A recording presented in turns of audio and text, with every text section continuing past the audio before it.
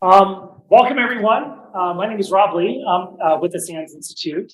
I'm extremely excited to be here tonight to do our fireside chat. I'm the Chief Curriculum Director here. Used to run the Digital Forensics Incident Response curriculum at the SANS Institute, and now pretty much all the content, all the curriculums we're, all the curriculum directors, all the curriculum leads, we work at providing all the courses, authors, and courses here at SANS. So I'm the guy that you could blame when things go wrong and right. I'm really excited to have here tonight. I'm going to pop this down a little bit. Brandon Wales, who is the CISA executive director, and going through this, fireside chat, it's much less of a formal, like stand up, with a podium, do the entire, read the bio, back and forth thing. And we're sitting down, we're gonna be chilling out here for a little bit. And this is going to include a lot of audience participation. We're gonna be using a tool called Slideto, and you'll see it pop on the screen here with a QR code. So there's going to be multiple ways that you're going to be able to interact with Brandon and I as we're going to be working through tonight's session. Number one, go ahead and scan the QR code if you can, either remote or in the audience here. And you'll notice what this is going to do is just basically allow you into a back-end portion of the presentation, or in this case, the fireside chat, that we're going to be throwing some polls at you on occasion. We're potentially on the fly, ask a question, and then you're going to be able to ask us questions. What's going to happen here is your questions could be, there's a Q&A portion of the tool that you will be allowed to type in a question. And then as you input those questions, you will see questions that have been approved there's a yes. Any questions asked after you can imagine, we have to go through a filtering system. But a question that once it's approved will go on the list, and you're able to upvote or downvote any of the questions that appear. So if there's a question that's a really good question, it's like, I'd really like that question answered. We're going to see the questions on the screen over here and also on my phone. And we're going to be able to select the most upvoted questions here in a little bit. So as we're going through this presentation, either those in the room or those remote, you might say that I really have a good question I'd like to ask. Go ahead and put it in. And then once it's, we have a team in the back that's going to be, monitoring and managing the entire process and for this. And you'll be able to get your questions upvoted, downvoted. So if there's any questions that you particularly want answered, we're going to get those done. So without further ado, I'd like to introduce Brandon here. So welcome. Glad you're here. No, Rob, thank you very much. Really appreciate the invitation. I am disappointed that we don't have a ring of fire that was promised in the program, but we'll work through that. It's not over yet. There's a lot of things that can happen at this point. So a little bit about your background, because again, I didn't want to do the entire bio read, but how did you, get into the position that you're currently in right now? Can you step us through, is this when you're going through GW, this is like, what I'd like to do is I'd like to, run one of the most critical information security posts in the United States government. I want that as my job. Or did you, this is actually not the job you wanted. This is the kids table. I'm like, how did you come about this job? Yeah, I think like a lot of people, you have careers that take a lot of turns that maybe you didn't expect. So I knew I wanted to work in the national security field. And came down to Washington, D.C. to do that. I spent time interning at think tanks in D.C. while I was going to college, went to grad school down here at Johns Hopkins SAIS, and then went to work for U.S. Senator John Kyle as a national security aide, mostly focused on bigger defense policy issues. And while I was there, I had an opportunity, kind of a friend of a friend had just joined the new Department of Homeland Security and said, we need help. Senator Kyle was entering an election cycle and was focused a little bit more on issues in Arizona and a little bit less on the bigger picture national security issues that were most critical to me. And so I decided to take the plunge into a new agency. At the beginning, I spent a lot of time with my background in broader defense policy analysis, focusing on the analytics side of the department's critical infrastructure mission. And so I led for a while the work that we did trying to understand criticality of critical infrastructure, how disruptions propagate inside of complex systems, and trying to improve our ability to model and assess actual infrastructure failures. Then in 2012, 2013, when President Obama signed EO 13636 on critical infrastructure cybersecurity, I was asked to lead the development of what is now known as the kind of Section 9 list, which is a provision of that executive order that asked us to evaluate which critical infrastructure would have a catastrophic effect if targeted through cyber. And so I'd spent the next year or so working that process. And that was, I would say, my kind of entry point into cyber in a really big, meaningful way. From there, kind of continued to do additional work in the analytics side, was asked by the new folks in the administration to move up to the front office and be a senior counselor to the Secretary for Cybersecurity and Resilience, and did that for about 18 months before taking on some roles as Deputy Chief of Staff and then Chief of Staff to the Secretary at the department. And then after I spent about 2 years in the front office, which felt like 20, moved back to CISA for what I thought was going to be a relatively easy coast to the end of the Trump administration. That turned out to be a little different. Chris Krebs asked me to take on this role of his executive director, which inside of CISA is basically the senior career official for the agency. Our top two officials are both political appointees, and they wanted someone who could really serve in that kind of transition capacity. And I was in that executive director role, largely working on election cybersecurity issues during most of 2020, during the pandemic. Then November 17th, Chris Krebs, fired by the former president. I took over as acting director of the agency until July of last year. So about 6 months, which turned out to be a relatively busy period. We had obviously the end of the election. We had SolarWinds. We had the Microsoft Exchange Hafnium attack. We had Colonial Pipeline, Pulse Connect secure vulnerabilities, and I can go on for a little bit longer. So, I didn't expect to be here, but, I would say that I started with the goal of being in a career where I could have an impact on U.S. security policy. And, that's where I am. I probably thought 25 years ago that I probably would be someplace in more traditional defense policy, but I could not be happier. Frankly, the reason I left the Hill and enjoyed the administration so much is I get to see the impact of the work that we're having, interacting with kind of critical partners, customers of the agency, the work that we're doing, and couldn't be happier with the progress and the place that I've actually made. That's great. You said earlier from New York City. Correct. Have you adopted any of the sports teams down here, or are your home teams all New York teams? No, I think it's hard to give up the New York Yankees and the New York Rangers. So I'm going to stick with them. Probably a lifer. Got to ask a question. So going back to the critical infrastructure portion of that, there's a lot of discussion around how do you define that? Has this always been a challenge, even in the administration? How do you define what is something that is critical? As a part of that, how does the CISA agency decide what its focus is? Yeah, no, this is a great question, and I'll try to be brief. As I mentioned, this is a topic that I spent a lot of time on, so I could probably go on for the whole session just talking about criticality. What I will say is, for the broad policy work that we do, the department defines critical infrastructure very broadly. We have these very broad sectors like critical manufacturing, and that covers a huge gamut of industrial production in the country. We have dams that cover 56,000 dams of various sizes. So we define it very broadly to allow us to provide our services in a very expansive way.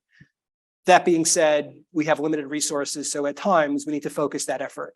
But the most important thing for us to consider is that criticality is very situationally dependent. It could be at different times of year, different critical infrastructure will be important. In types of different incidents, critical infrastructure will be important. I think we all got a picture of this very acutely during the pandemic. when, on any given day, hospitals are important, but probably not nationally critical. Right. But in the midst of a pandemic, there were far more of them that were, if there were disruptions, there could have been really catastrophic loss of life. As you can imagine, during the pandemic, when we started to roll out vaccine production, the companies involved in the cold supply chain and transportation were incredibly critical to this country in ways that they probably were not in 2018 and 2019. And so criticality is not something static where you can look at it and like forever it's going to be like this. It requires kind of constant evaluation of what do you need to prioritize to achieve what type of goals. And so, I think the theory of the case behind something like Section 9 was don't look at the way you looked at kind of prioritizing critical infrastructure from kind of classic terrorism perspective, but from cyber, how does that change it? Because cyber can disrupt complex systems that have a lot of built-in resilience to individual physical attacks, but kind of lose that resilience when cyber attacks can disrupt multiple parts of those systems simultaneously. Yeah. So what may be most consequential from disruption from a physical attack will be much different from what will be most consequential and disruptive from a cyber attack. And when we're prioritizing our resources, we're going to prioritize them in a little bit different ways. I think that's okay, as long as we have really thoughtful ways of approaching that and making sure that we're doing it in a way that maximizes the value of the work that we can provide. It's such a hard thing to define because you have to also tell someone your stuff is not as critical as you think it is. And it was like, why our stuff? They're just like, no, we're extremely critical. It's because money is tied to that too, and of course, a lot of grants and a lot of, funding for variety of training efforts, which will tie into a little bit some of the questions of workforce.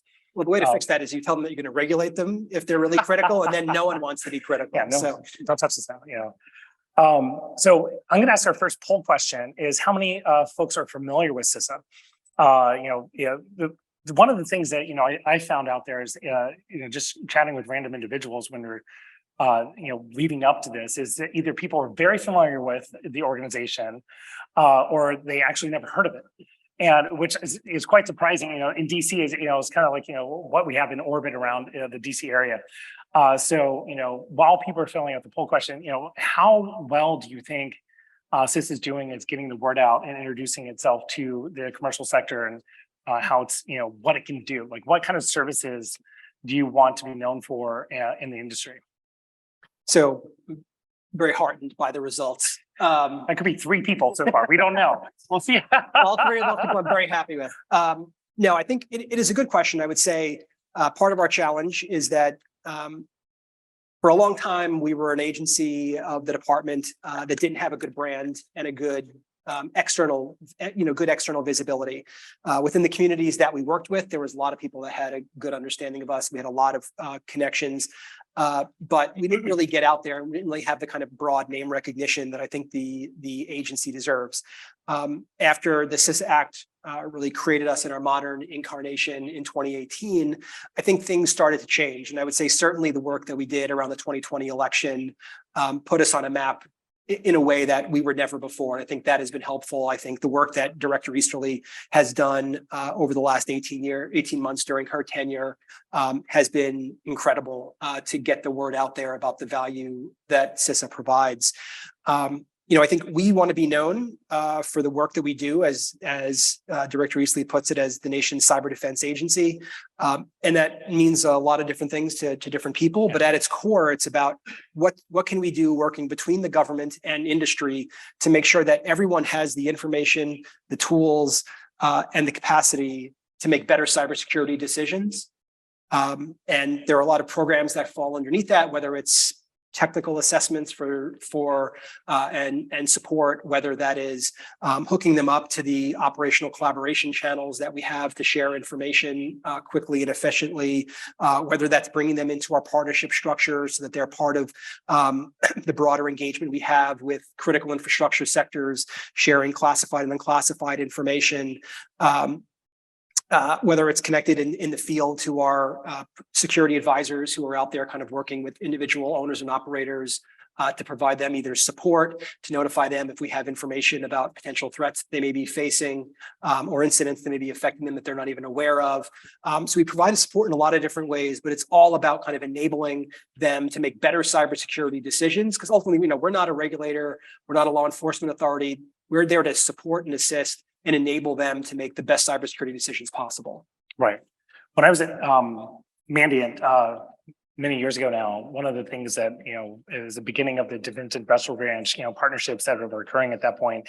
And there was a big conversation that, the sharing of cyber threat intelligence. This is, prior to the first insurance report that was released and came out with APT1 that Mandiant released. And, this information sharing aspect of that, can you comment on the success or, failure, or, where do you think CISA stands on how well it's able to collect, share, and disseminate key information as it's, gathering? How do you make those determinations of how much to share and how much not to share?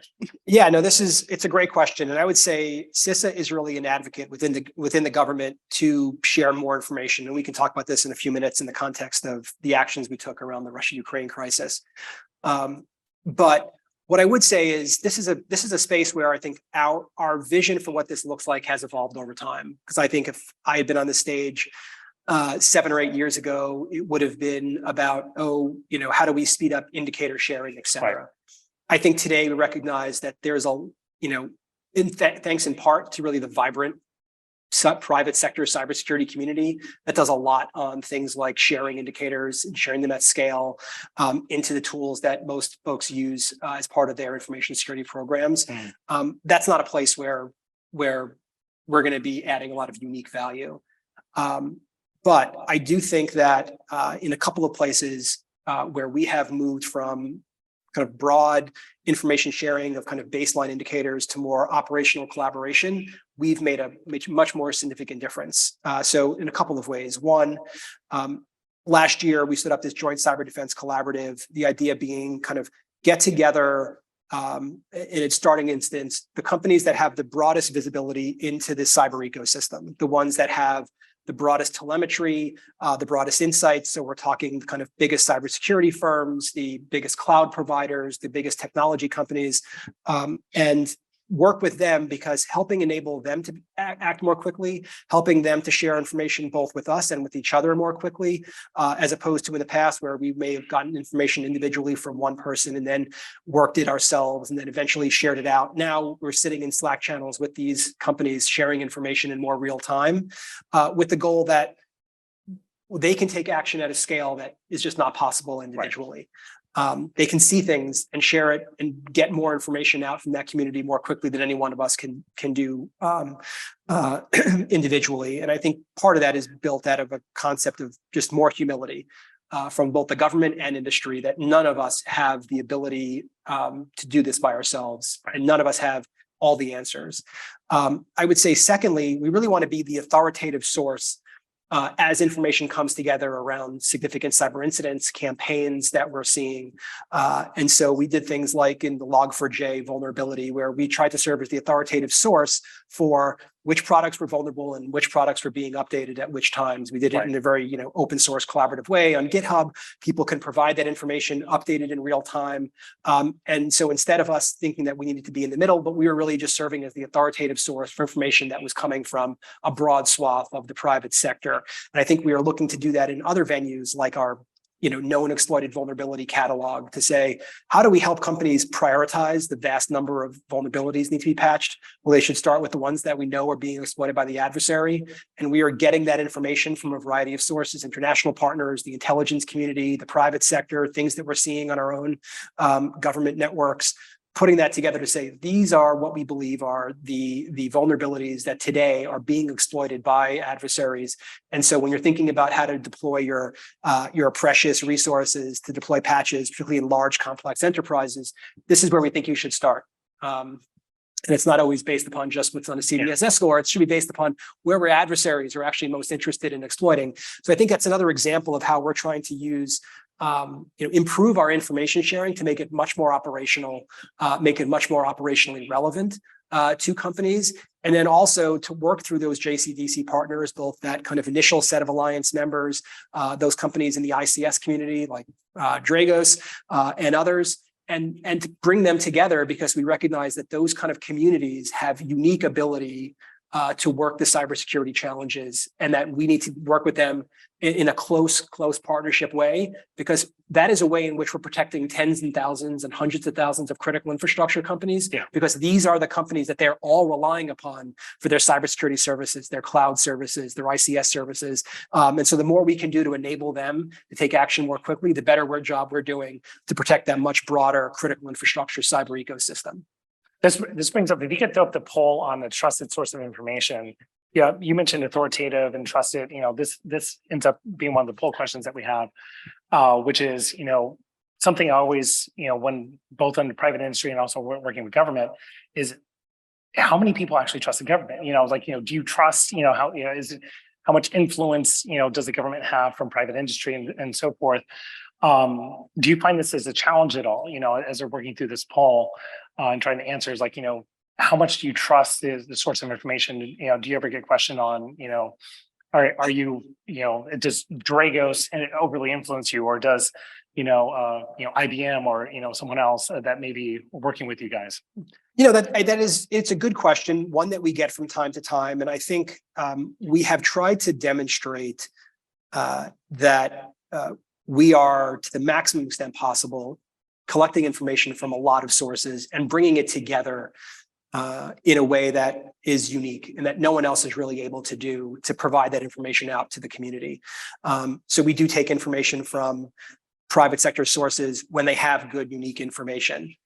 We do try to combine that with information that we have from our own holdings, from our sensors across the entire federal civilian.gov, or the information that we get from our intelligence community and law enforcement colleagues. And I think that is why we're able to kind of be this authoritative source, get this information together. Now, we may not have the best information on a new APT actor that's taken action targeted against one a company, a cybersecurity vendor has gone out, done an IR, and able to do a lot of detailed information on that. They'll often provide a lot of great information. We want to kind of take that and say, that's great. Let's see how we can correlate that with other information that we have in our holdings, enrich it, and then get it out. I would say when the work we did around solar winds obviously benefited tremendously from the work of FireEye at the time.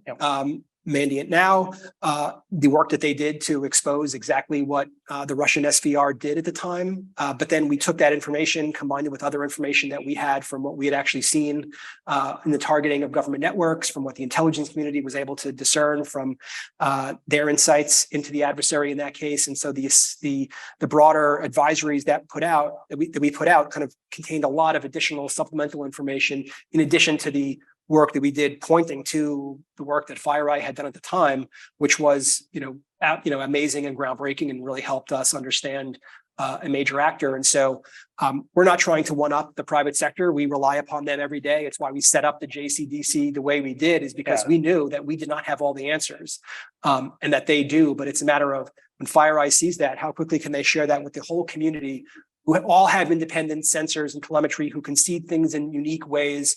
And that's how we see it today. We may get information from our Ukrainian counterparts in the SSCIP. They'll send it over to us. We'll put it into the JCDC, and then, Mandiant may say, hey, we're seeing something here. CrowdStrike may say, we've got something here. Microsoft may find it over there. And that's how we can get the community to take action into all the different aspects of an attack, because some people may only say, hey, I'm only seeing this indicator. Someone else say, hey, I've got that, but I've also seen the same activity from 4 additional indicators. You guys should check on these things too. And that's how we kind of crowdsource some of this information to the benefit of the overall community. Well, to expand upon that, how well does the interagencies work inside the federal government from the different sources of information? Do you ever have to arm wrestle about what you're about to release, and saying, hey, here's what we'd like to release, and folks potentially push back on that and say, we don't like that release? I think it is always a little bit of a push and pull between the intelligence community and the law enforcement communities and the kind of cyber defense community that we think we're a part of. But what I would say, and I think it has been proven out over time, interactions, is that the intelligence community has stepped up in a really meaningful way to get much more information downgraded and out.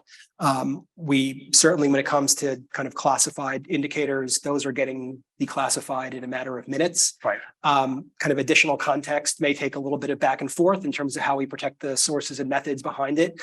But in many cases, we're able to get information out. Certainly, if there is something where a critical infrastructure is being threatened, or there's an incident that we can detect from intelligence sources on it, that information is going to be released, and we're going to be able to work with the FBI to help support that victim immediately. Right. But I think from the CISA perspective, our number one goal is kind of getting the core of the information out that will help a network defender. Many times the additional details about who the actor might be and what their motivations might be that may be contained in the broader intelligence, that may be kept in classified channels. But frankly, for the immediate need of kind of getting information out about what you need to do to protect your network, we're often getting it out. And I think over the past couple of years, the relationship with the Interagency, I think, has gotten better than it's ever been. And time and time again, we're able to get more information out to the critical infrastructure community thanks to the close relationship we've developed with the key intelligence producers on these issues. And the fights are few and far between. And frankly, it's generally not a fight, because frankly, when they explain why some information may need to be protected, that's information that we rely upon to help protect our critical infrastructure community. We don't want to jeopardize that stream of information. And it's more about working on what can be shared, how it can be shared, and getting to a place where we're all comfortable. But that's now happening in real time. Okay, so we're going to go back in history a little bit, but I'm going to change the format a little bit. You can throw the third poll question up, and then we're going to questions here in just a little bit after this section. So the format change is going to be, I'm going to go through history and throw some, like the election cycles could be the first one. So I'm going to give you a little bit of a heads up where we're going with this. Is the first question is going to be a short answer on what is the biggest success from that and what was the key lesson learned. So like one sentence, what is the biggest success from that? And then what was the key lesson learned? We'll go through some of the major events, that CIS has been involved in over the years, and then we'll probably dive into a couple of them as, depending on the answers. I threw the poll question up here. What threats keep you up at night? Just kind of like just from an audience perspective, because this is, again, all across the board here of, what types of attacks, what types of things, potentially impact folks. But let's go back to the election, because you mentioned this as it really puts this on the map. What is the key success that happened there? And what was the key lesson learned? Short answers. Key success, I think, was building trust with the election community. When we started that work in 2017, there was a lot of distrust of the federal government, thinking that we were trying to take over elections. But, to the point today where they're begging for more assistance from us, that's really been a sea change. And I think the real lesson there was our process for over the course of 3 or 4 years, demonstrating to them that we could add value, that we were a partner and not intruding upon their core mission, and that we could bring to bear the entire knowledge and expertise of the federal government to support them, which is what we did in the 2018, 2020, and now 2022 elections. Was it challenging because it was state by state? Every state agency had a different, entity you had to deal with? So I would say it was challenging because we came in at a real trust deficit. I think the secretary back then, Secretary Jay Johnson, declared elections critical infrastructure, over the objections of state officials, state election officials, who thought that, we didn't do enough work before that time to kind of lay the foundation for why that was beneficial and not really a federal government overreach. So we were at a trust deficit to start, and it just took more time to kind of build that trust. Now, it is true that working on elections requires a lot of state by state and sometimes county by county work across this country, and that is a big mission. But that is no different than protecting any of our critical infrastructure. That often is an infrastructure by infrastructure challenge, or working state by state on any number of other, protecting state government networks, or dealing with challenges associated with ransomware against K through 12 schools. So that's not something that scares us off, but certainly starting from such a trust deficit was a unique challenge. But it's actually pretty amazing then that, only a few years later, we're at a point where it is one of our biggest successes, and we've got such strong support from that community. Just curious, based on the polls up here, do the answers surprise you at all? No, I mean, I would be afraid about supply chain attacks because how hidden they would be. Now, again, some of these are overlapping. For example, I would say nation states are probably the ones most likely to conduct a sophisticated supply chain attack. I'm not surprised about ransomware. Certainly, if I'm a network defender, which I'm assuming a lot of the people here are, those are the ones that probably are keeping me up from the purposes of I've got to spend a lot of time working these issues every day. I would certainly say from my perspective, like the nation state attackers, whether using supply chains or other attacks, are the ones that keep us up at night because they're the ones that ultimately, I think, want to cause the most damage and have the ability to do so. So they're the ones that we're most concerned about long term. Although, the steady drumbeat of ransomware attacks, low-level ransomware attacks against hundreds of critical infrastructure, state and local government networks is a major challenge for the country and one that ties up a lot of our time. But certainly in terms of worrying about the kind of attacks that would be the most devastating for our country, they're going to come from nation states. They could be based upon supply chains attacks. They could be things like pipe dream malware targeting our most essential infrastructure. Those are the ones that I'm most concerned about. Well, let's dovetail right back into the Colonial Pipeline success, lessons learned. I think Colonial Pipeline was a success because we used that incident to really drive a lot of change, both in terms of the government, but also critical infrastructure. I think it was a wake-up call to industry in a way that other cyber attacks may not have been. They really saw that the physical effects it was having on the country with runs on gasoline in parts of the mid-Atlantic and Southeast. And so I think we successfully used that to now drive more change, both in terms of the work that, let's say, TSA has done to improve pipeline cybersecurity and then expand that out to some of the other sectors that they have security directive authority over. But, I just think more broadly as a way to galvanize action in the private sector to take these kinds of cybersecurity risks seriously, and the kind of requisite, therefore, demand signal for more support from the government, from private sector cybersecurity firms kind of blossomed from there, in part because people saw that this was real, it could affect them, and that the impacts could really be felt by their consumers. And you don't want to be the CEO of a company that's just been hit by a ransomware that devastates your network. And the time to start thinking about that is before it hits you, not after. The lesson learned on it? The lesson learned? So for us, I think the lesson that we learned is, I give kind of two lessons here. One is to really think about the way that systems work, to better understand how, in that case, disruptions to business networks could affect operational networks, even if there wasn't a direct effect on the operational network. Right. Now, some of that may be in terms of the company's response, just being afraid that something would affect their operational network and shutting it offline. In other cases, as we've continued to look at this problem, there are business systems that are critical for the operation of operational technology networks. And so the relationship there. And then secondly, it is, continuing to use opportunities to drive home the real effects of cyber attacks, because I think too often it is hard to see when the attacks are only in cyberspace, and things like SolarWinds, that for us was tremendously important and hugely impactful, but not necessarily hitting home the same way that Colonial and JBS Foods, we are seeing an impact on your ability to fill your gas tank or buy meat at the grocery store.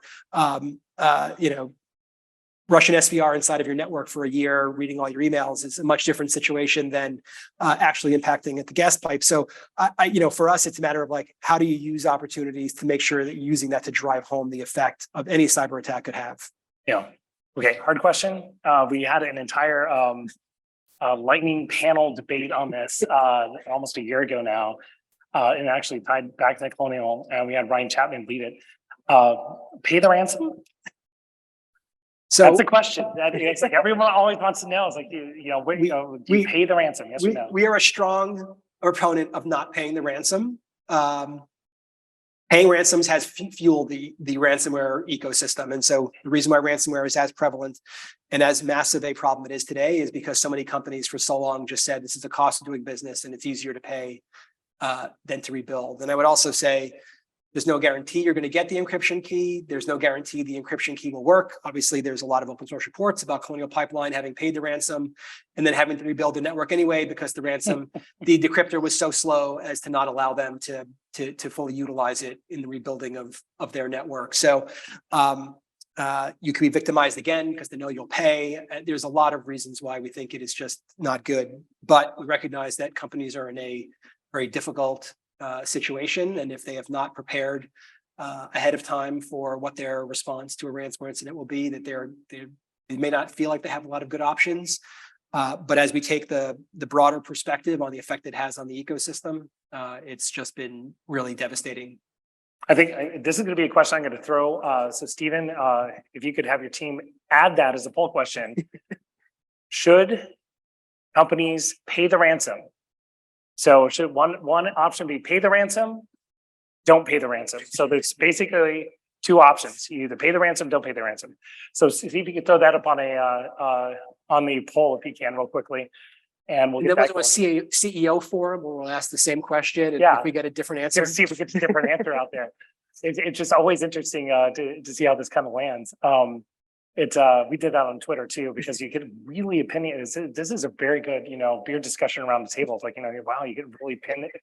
It's like, get passion out of people about this one question, which is interesting. A lot of people say don't pay, but then you always get that one person who's like, you have to pay, and here's why. And it's like, the business might go out, totally out of business, and small businesses can't afford, to do anything else except saying we're just going to pay it because they didn't do the proper security up front, which is going to be our final question before you go. And insurance could. Yes, insurance subsidizes their ability to pay, makes that decision easier.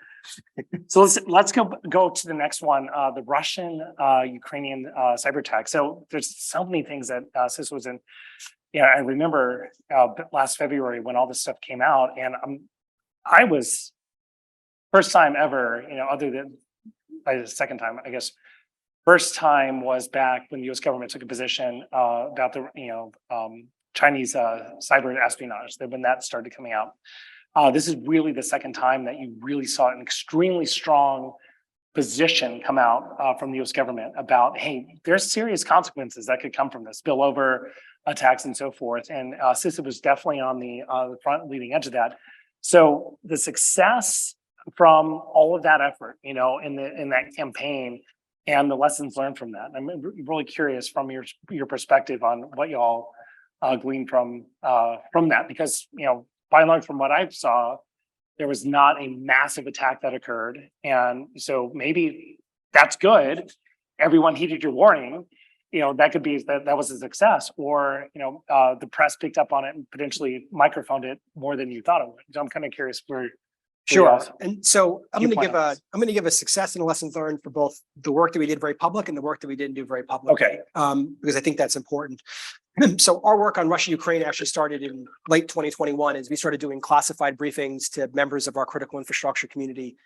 As we started to see intelligence that Russia was going to invade early in the new year. And we had significant concerns that this could have spillover effects that affected Western Europe, affected the United States directly, particularly if the United States, as we expected, came out with a very strong response supporting the Ukrainian government. And so we started doing classified briefings for industry. And again, this was strategic warning. Yeah. Here's what we know is happening. Russia is likely to invade very early in the new year. And here's what that might mean for the homeland, might mean for critical infrastructure, might mean for the cyber ecosystem.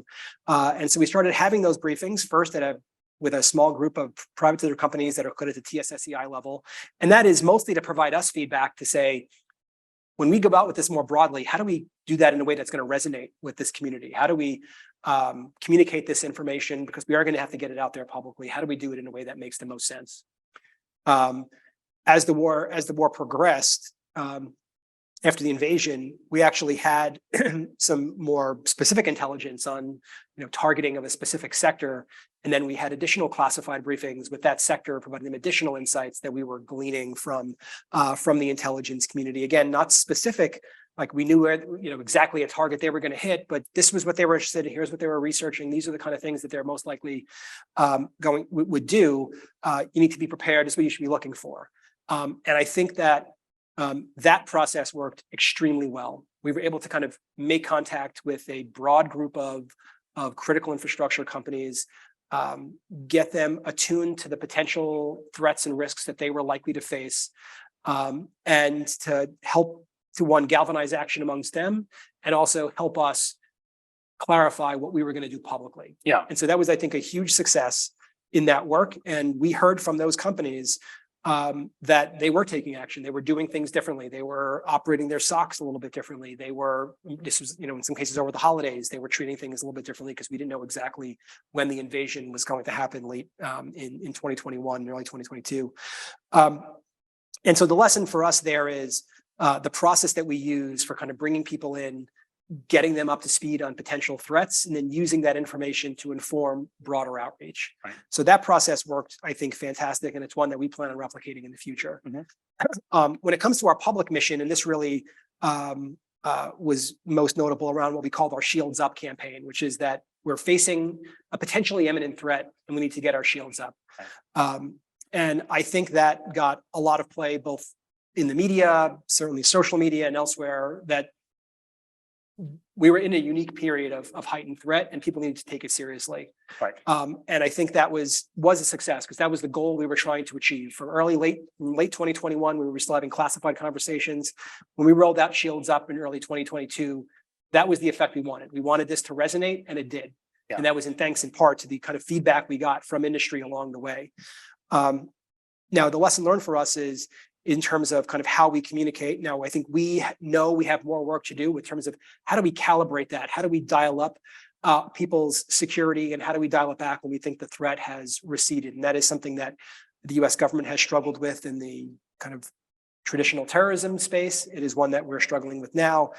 Director Easterly actually tasked the Cybersecurity Advisory Council to CISA to look at this problem, to say, how do we think about kind of cyber alerting system, to think about how do we dial up and dial down the threat picture as we see intelligence shifting, as we see the risk environment shifting.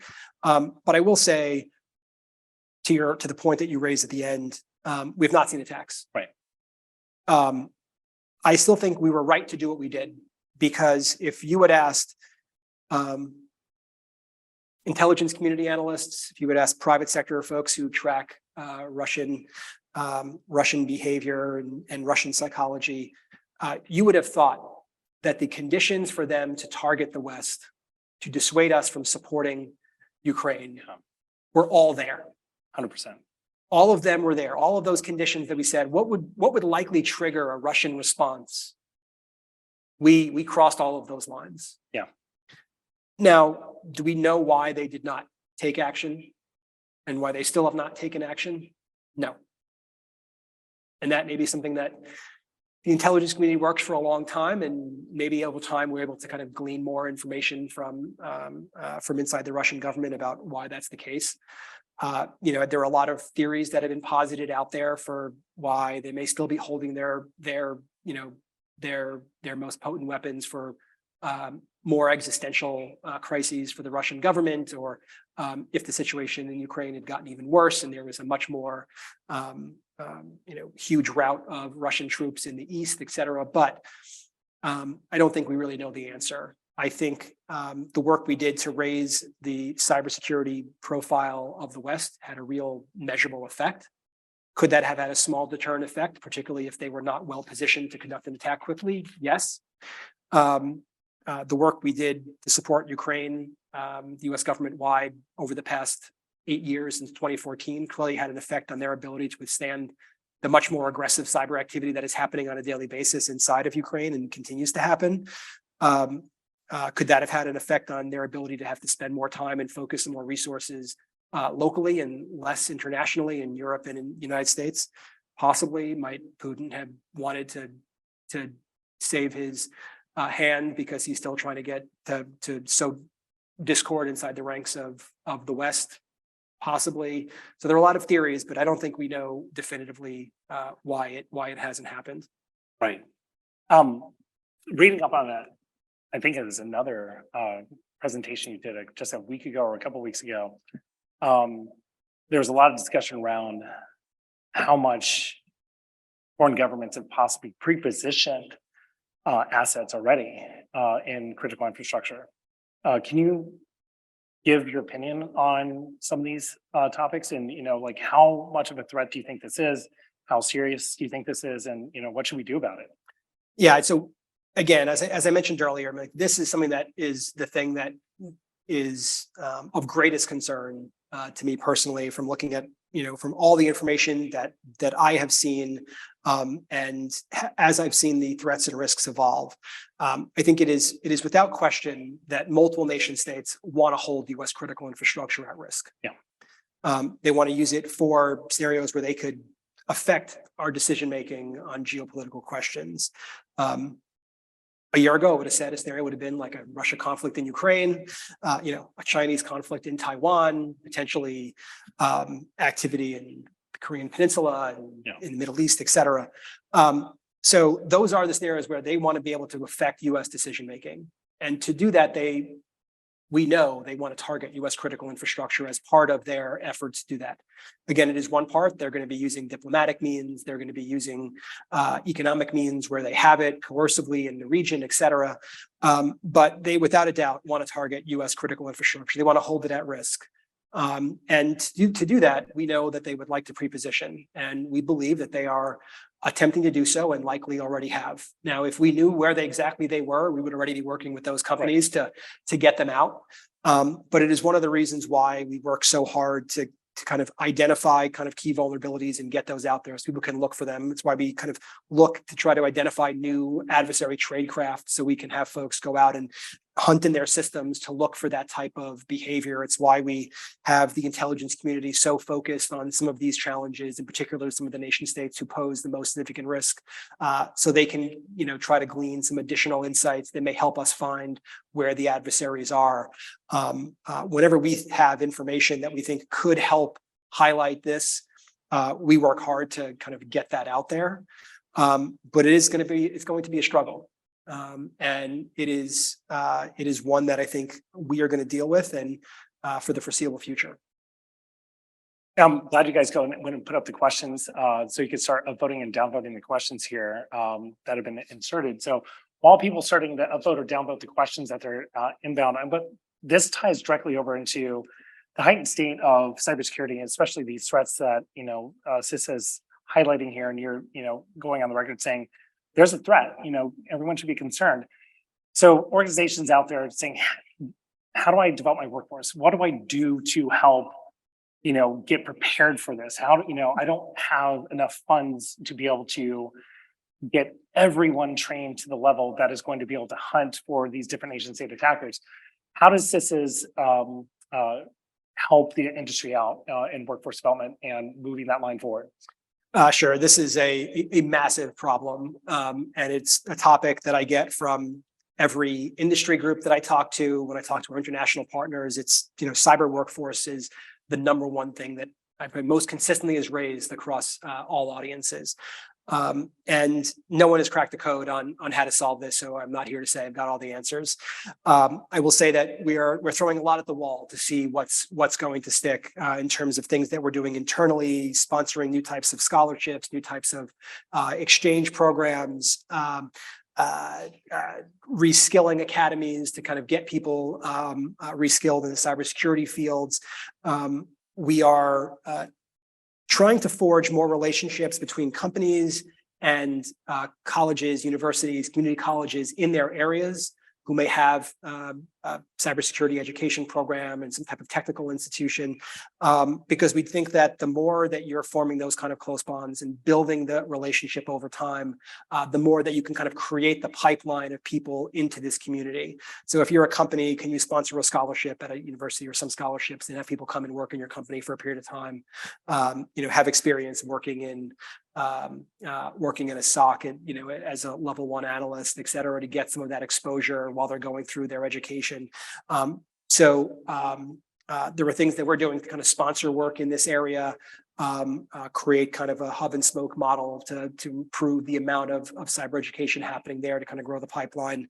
I will say that it is a problem kind of beyond CISA, and that the National Cyber Director, Chris Inglis, his office has said that they're going to spearhead a national cybersecurity workforce strategy that's going to look across the entire US government to say what resources, what levers can we pull across the entire government to make a real change here and actually have a measurable effect. But it is one that I think everyone is going to grapple with, and everyone needs to come up with more innovative ideas to get ahead of this. That's the workforce is. I mean, the workforce development, not only from the training side, just but even internally, in attracting people to the cybersecurity community as well is been a big challenge even for SANS.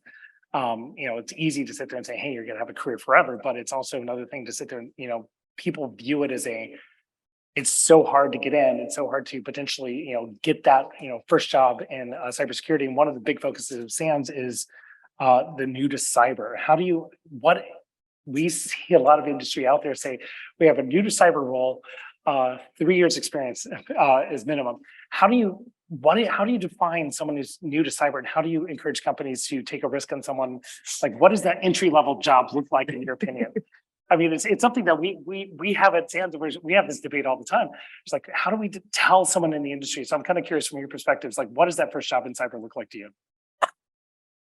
So, one thing I say to people, and I think SANS is coming at it a little bit different perspective because obviously SANS is much more technical training. Yeah. I haven't talked about cyber that includes multiple technical and non-technical jobs. We have people who work cyber legal issues and cyber policy issues for the US government. So there's a lot that we define as cyber where you need cyber expertise. But from a much more technical perspective, I really think that people need to think through how they can transition. And what this often is how do you transition someone who has, usually some type of networking experience or some type of more broad IT experience, give them some of the basic training and tools to get them proficient to be able to do baseline level 1 work. Yeah. Which tends to be easier. If you're going to get someone who comes in who's never set hands on a keyboard before, maybe their biggest experience is just like being on TikTok on their phone as like a 17-year-old. That may be harder. But if you've got someone who has a bit more IT experience, they kind of understand some of the basics of networking, they understand some of the basics of managing a small network or something like that. Now transitioning them to give them some of the cybersecurity basics, get them up to a level of proficiency where now they can be a part of your information security program and now learn on the job, then go in and take some more, trainings to get them up to a higher level. That would be kind of my idea for a company as they look at this. If you're going to hire someone straight off the street with zero experience, you're going to recognize you're going to have to do a lot of work to get them up to speed. Not impossible, can be done, but you then have to have a real training program to do that. Most companies are probably not going to have the scale of resources to have a training program for all entry-level cybersecurity professionals. So it's a matter of kind of, can I get someone with basic skills and now give them some training to get them up to speed on what I need them to do to be a level 1 SOC analyst or something like that. It's a weird field because almost everyone that's out here in this field has this. It's much easier to define master level than it is entry level. Like, what is that first skill you need? And we're going to start there and move you to level 2. All right, so we're going to switch over to the Q&A. And again, if anyone in the audience and who's attending online wants to add more questions to us, upvote, downvote, please go ahead and do so. But we have our first question here. Great question. What are some of the top buyers or areas in information security that could use more research and focus from the information security industry? Yeah. So the hard question here is the areas that don't need more research, just given the challenges that we face. So some of the biggest challenges that I think we need to, that are on the horizon, where I think research is really needed. One, going to the community that you work most closely in is in terms of industrial control system cybersecurity. How do you make how do you make the transition from IT to OT cybersecurity easier? I think one of the biggest challenges going to the workforce problem we have is as big a challenge we have in the broad cybersecurity workforce, the challenges of the ICS cybersecurity workforce is even harder. And in part, it's because of the kind of a lot of the unique nature of how ICS systems work, the protocols, and they're different. And you can obviously speak more eloquently than I on that subject. But the idea of kind of what can we do to make that transition easier so that we can actually make this more accessible to a much broader swath of the cybersecurity community. Second, I would say cybersecurity around encrypted systems. I'll use an example that we face during the Pulse Connect Secure vulnerability that was exploited by a couple of different major nation state adversaries in 2021. Couldn't do deep IR because Pulse Connect had to individually decrypt every single potentially compromised device because we couldn't have full visibility inside of it. That was a complicated problem to deal with, made incident response incredibly hard. But they're not the only vendor who has their device locked down in a way that it makes incident response hard. How do we do better? How do we do a better job both architecting those systems and for the ability for us to do incident response on it? So those are two examples of things that are top of mind for me. Oh, good answer. All right. So, second question: what is the impact, in your opinion, that quantum computing will have on the cybersecurity defense? Yeah. So this is an interesting question, one that we've started to look into. I think the best answer I've heard on this question, I think it was someone at Google who used the term kind of quantum agility, which is companies need to start thinking, companies, governments, everyone needs to start thinking now about what is their process to be able to keep up with new quantum encryption when it rolls out. Because NIST will define the first standard sometime in the next 2 years, but that'll be the first standard for quantum resistant encryption. It's not going to be the last one. Much like the encryption evolution we've seen in the broader IT world, we're going to see the same type of quantum encryption standards continue to be updated and over time. And what is your ability to actually know what your encryption footprint looks like and quickly adapt to the latest quantum resistant encryption standards? We are beginning to kind of do that work inside the federal government to understand what our encryption footprint looks like so that we're ready to upgrade to quantum resistant encryption once the first standard is developed. We think industry needs to do the same thing. We start to have initial conversations with various critical infrastructure sectors about thinking about that. Started thinking about some of the challenges that may happen, they may have in particularly systems that are legacy systems, but that are designed for a 10 or 15-year lifespan, where they may be operating under a legacy encryption and may not easily be updatable. What does that look like? So that's really where I think we are today. I think once quantum computing rolls out in the next 10 years, we're going to discover all kinds of new challenges that it may pose to the broader cybersecurity sphere, what it may mean for the ability for, how it will turbocharge the attackers, how it could be an effective use for the defenders. I don't think we know the answer to some of those questions yet. But I think the initial ones today are, how do we ensure that our encryption standards are capable of meeting quantum computing? And for today, that means understanding your encryption footprint, getting ready to make those updates, understanding which of your software your applications has embedded encryption standards that you're going to have to work with various vendors to make sure get updated. And that's going to be a challenge, kind of log4j scale, that we'll be dealing with for years. Yeah, there's so many changes that are like, this is, that's going to be amazing. It's just mind blowing. It's like the chat GPT stuff came out the past couple of weeks as well. It's like, wait a minute, we could write malware on the fly. All right, so next question. Thoughts on Albania's PM saying in an interview with Politico that they weighed invoking Article 5 over cyber attacks attributed to Iran earlier this year? Yeah, so I'll be circumspect on this one because NATO policy on when it will invoke Article 5 is a little above my pay grade, but I think it's without question that you know, an attack on another country is a significant issue. What Albania suffered, a really crippling attack on their government's ability to operate, affected a wide range of systems that they were using. So for them, it was an extremely serious issue. Where they expelled the ambassador from Iran over the incident. So for them, it was extremely serious. So I'm not surprised that he said he was considering it. Whether how NATO would react is a question for others.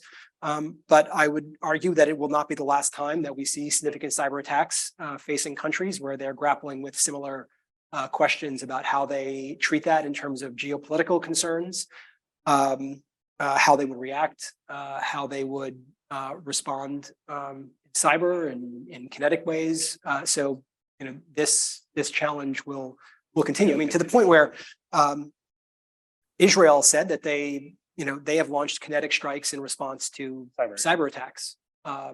So we know this is a topic that multiple countries are dealing with, and so it's not surprising.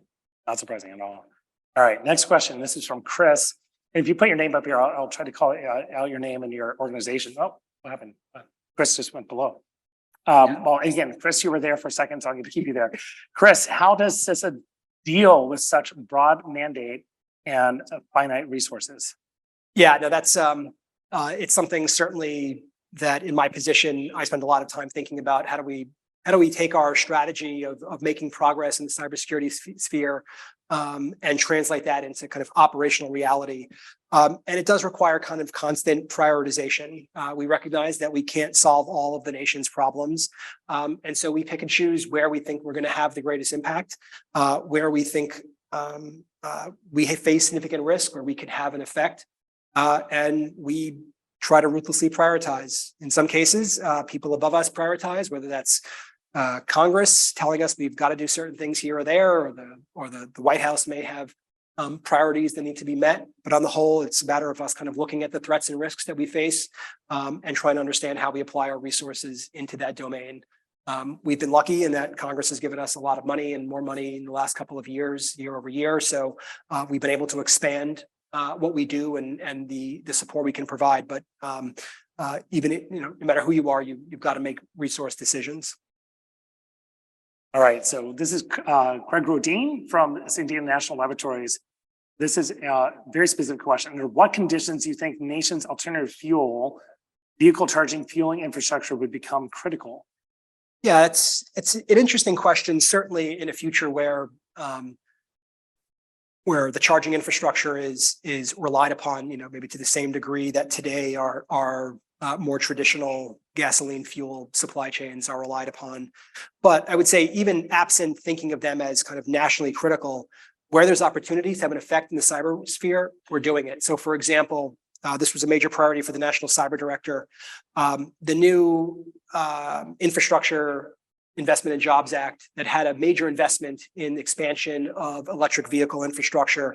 The National Cyber Director was working with the Department of Transportation and Energy that are running those programs to ensure that those programs rolled out with cybersecurity requirements built in so that these infrastructure are built and deployed in a most secure way possible. So that is, we are thinking about how to use opportunities that may affect things that may not be kind of raised to the level of kind of top tier national priorities. But if we have an opportunity to have a real effect, particularly with a once in a life, potentially once in a lifetime kind of investment at the scale of the IIJA, we've taken it on to try to use that to get good cybersecurity outcomes. All right. Next question is anonymous. Is there another topic incident you'd want the CSRB to examine following the reports on Log4Shell and Lapsus? Yeah, so the CSRB is just about to begin the Lapsus review. So I think it's a little early to jump onto another topic. I will say that unfortunately the adversaries are giving us no end to the number of topics that we could look at. Certainly, you can go back in time and take a look at a number of the incidents that we faced in 2021 that were significant. And I am sure that we will face some new ones in the future.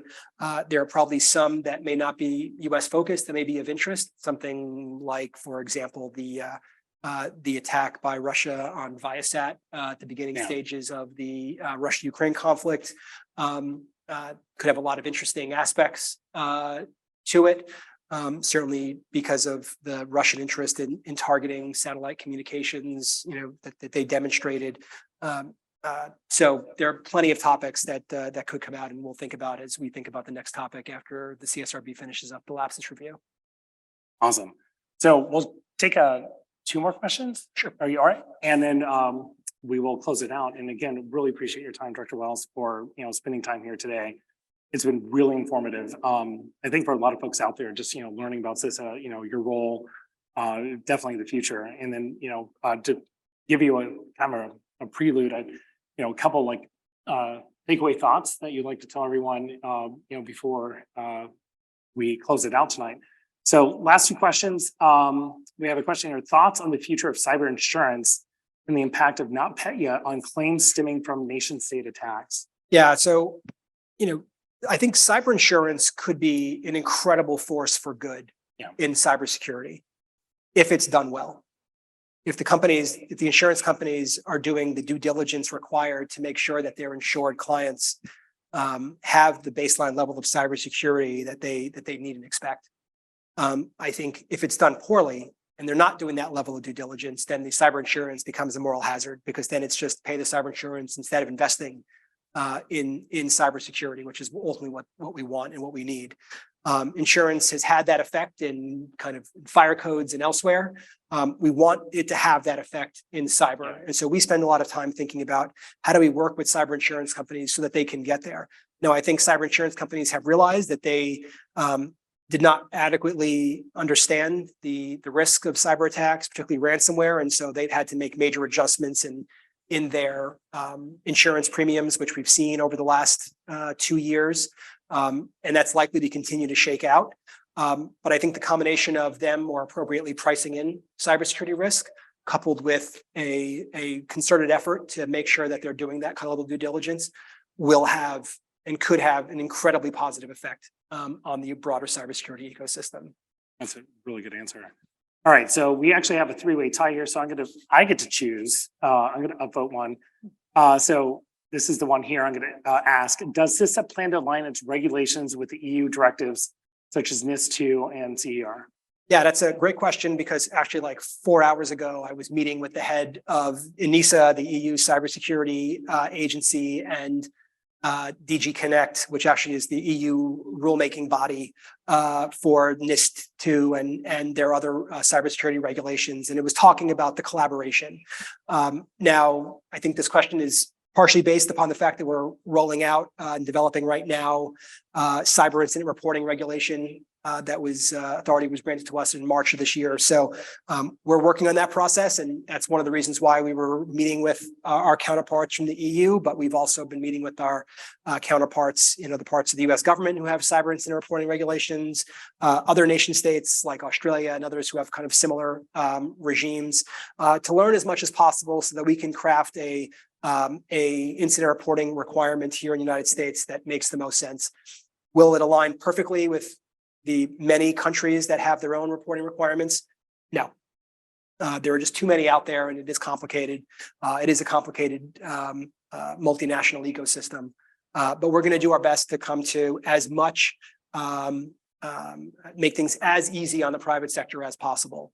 We're never going to get there 100%, but I think we're going to do our best to make sure that the rule is as easy as possible to implement, because we want it to be easy, because that'll make sure that we get maximum participation by companies. We recognize that just having a rule doesn't necessarily mean everyone's going to rush to comply. We know a lot of people will, but if we kind of show the value and we craft a rule that makes the most sense, I think we'll have the right level of uptake and usage. Wow, that was it was almost like you guys planned that question, but you didn't. That was awesome. All right, final takeaways that you want to as we're closing out here, things that you want folks to walk away here knowing about CISA or how to get involved. Sure. So that's I don't want to take too much time. It's 8 o'clock. I'm sure people want to go to dinner, like me. But I'll maybe start with something that I mentioned earlier, which is I think we come to this with a lot of humility and a recognition that, one government agency does not have all the answers, and that we are a small part of a much bigger ecosystem. It's why we spend a lot of time working with our partners. It's why we spend time going out to events like this. It's why we we try to create an ecosystem where cybersecurity is recognized as a kind of collective shared responsibility. And that means that kind of everyone in the cybersecurity sphere has an important role to play. And I don't care if you're a level 1 SOC analyst, if you're running a cybersecurity firm, if you're working at a critical infrastructure, if you're working at a technology vendor, there is a role. Now that role may be different if you're in a different place, but like we want to work with you no matter where that is. Yeah. Because we think we're going to benefit from your expertise. We're going to benefit from your insights. We're going to benefit from the information that you have. That can come in a lot of different forms, but please reach out to us. There's a lot of ways on our website for you to get in touch. If you have something to contribute, there's a lot of our GitHub repos that are out there for the kind of tools that we create for the community that could benefit from people continuing to work on them. There are, when we try to create these repositories of authoritative information, contribute to them because we know that you have tremendous amounts of expertise and insights that we don't have because we're not working on these systems the same way that you are. We're not seeing the same types of attacks that you are. We're seeing other ones. We want to get out there and we want to see what you're seeing so that we can get that out to other folks who can benefit from them. But be a part of that and recognize that you're part of a much bigger community. And I think organizations like SANS kind of demonstrate that, and 1,200 person organization and a lot of people online, you're demonstrating the value of that. But let's have that year round, not just in training, but in kind of the daily work that happens across this community, because it's so important for the future security of this country. Thank you. On behalf of the SANS Institute, really and gratefully appreciate your time tonight. Big round of applause from the audience for coming here and taking your time. Thank you, Director Wells. My name is Audley. I'm the Chief Curriculum Director at the SANS Institute, and I appreciate you attending this evening's session in Fireside Chat. Thank you very much.